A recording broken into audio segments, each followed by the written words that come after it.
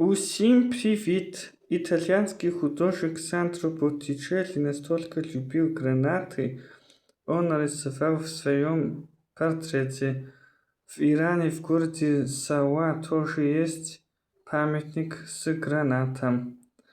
Гранат содержит витамины А, ПП, С, В1, В2, В3, В4, В6, В12, Е, железо, кальций, магний, калий. Очень полезный и вкусный фрукт. Гранат помогает при малокровии, сердечно-сосудистых заболеваний, повышает иммунитет, защищает от зимнего холодного погоды. Ешьте гранат, и вы будете счастливы.